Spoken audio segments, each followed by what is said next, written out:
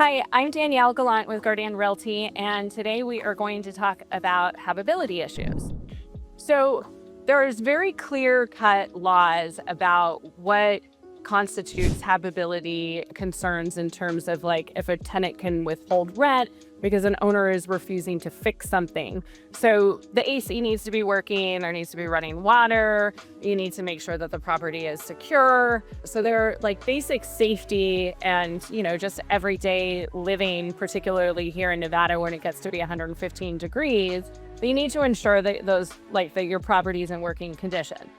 However, there are tenants out there that know the system and they will try to bully the landlord into claiming that there's habitability issues and try to not pay the rent. So there's a couple things that need to happen in order for a landlord to protect themselves.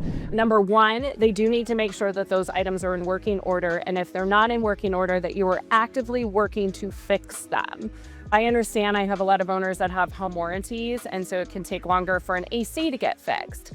The law essentially would stipulate if the weather is at extreme high heat that you would need to maybe place them into another living situation so that they can have AC, or what we do is we will install a portable AC unit until the air conditioner can get fixed. But it doesn't mean that because that AC stopped working for 24 hours that the tenant can then just claim habitability. And so you need to be careful when you have a tenant that knows the system, because here's one of the tricks that they will play.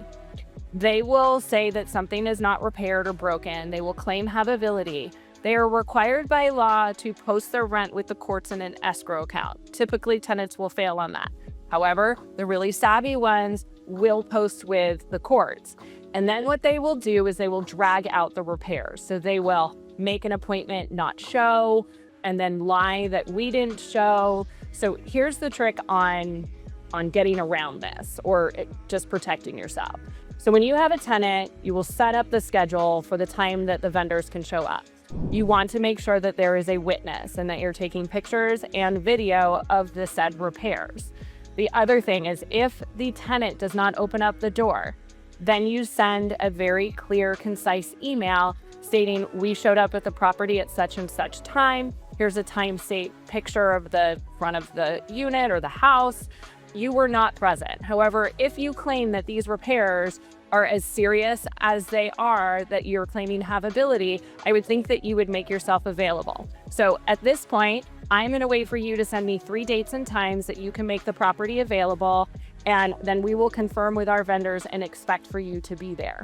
If the courts see that you have taken such steps, they will know that the tenant is playing a game, and that is a way that you protect yourself. I just want to preface, under these growing economic times where there seems to be getting a little bit tighter, I'm starting to see more of these scams more and more. So it's really important that you document and that you protect yourself and that you follow the law. Thanks so much. I'm Danielle Gallant with Guardian Realty, and if you have any questions or would like to discuss this further, you are welcome to contact me at the information below.